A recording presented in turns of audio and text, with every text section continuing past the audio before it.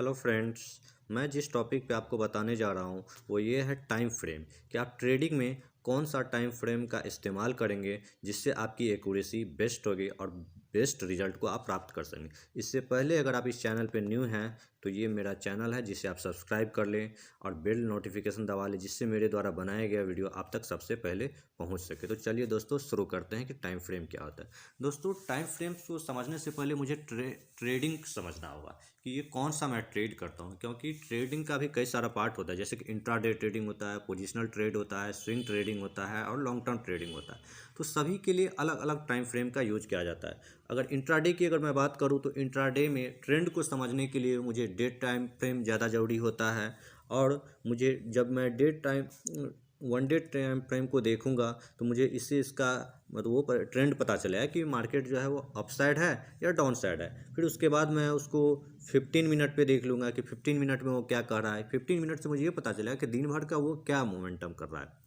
फिर मैं उसको कहाँ से सपोर्ट है और ये रेसिस्टेंस है उसको मैं पकड़ूंगा, इसके हिसाब से मुझे प्लान बनेगा।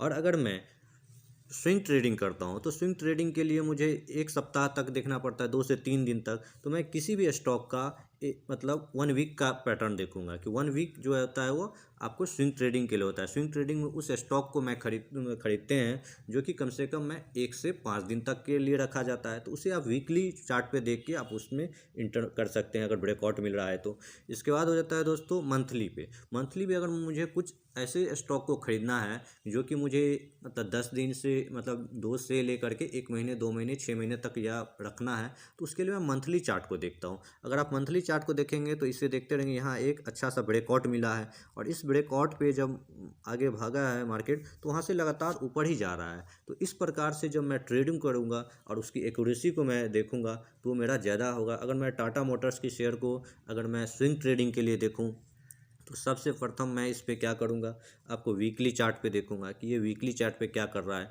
आप वीकली चार्ट पे देखोगे तो आप यहाँ देखो एक सपोर्ट बनाया है, रेंज भी बनाया है और इस रेंज को वीकली चार्ट पे उसने ब्रेक किया है और उसके बाद से जो लगातार मार्केट भागती जा रही है। अब अगर मुझे टाटा मोटर्स में मुझे लॉन्ग टर्म के हिसाब से देखना है, पोजिशनल ट्रेड रखना है, यानी कि मुझे 6 मंथ का देखना है, तो मैं इसे मंथली चार्ट पे देख लूँगा।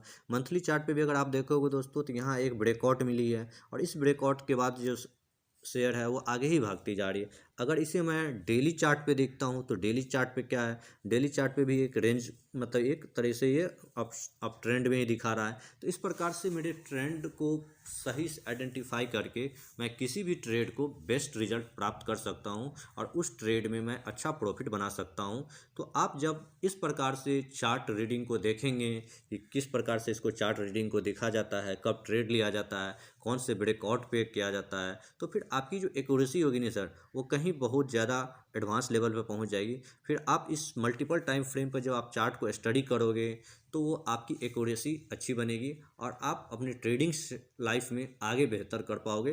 तो आप हमेशा फॉलो करो कि आप जो भी ट्रेड लेते हो उसको मल्टीपल टाइम फ्रेम पे देखो। मंथली पे आप देख लो, वीकली पे आप देख लो, डेली पे भी देख लो, कुछ लोग आवरली पे भी देखते हैं और इससे ऊपर जो भी है 30 मिनट 15 मिनट, ये दोस्तों इंट्राडे के लिए बेस्ट हो जाता है। अगर आप इंट्राडे ट्रेड करते हो तो आप डेली टाइम फ्रेम पे पहले ट्रेंड को समझ लो किसी भी स्टॉक को और इसके बाद आप 15 मिनट पे उसको एनालिसिस कर लो या 1 आवर पे कर लो और फिर ट्रेड 5 मिनट पे भी लोग लेते हैं, 1 मिनट और 3 मिनट। इसे मैं रिकमेंड नहीं करूँगा क्योंकि इस पे लगभग लोग स्कैल्पिंग करते हैं और इसके लिए हाई एक्यूरेसी की ज़रूरत होती है। जब आप मार्केट में लंबे समय तक बने रह जाओगे तो फिर आप इस टाइम फ्रेम का यूज कर सकते हो। अभी मैं आपको यही सजेस्ट करूँगा कि आप स्विंग ट्रेडिंग करो, क्योंकि दोस्तों स्विंग ट्रेडिंग से पैसा बनता है।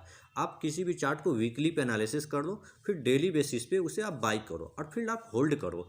कुछ टाइम तक आप उसे होल्ड करो, आपको वो अच्छा रिटर्न देगा और बेस्ट रिटर्न देगा।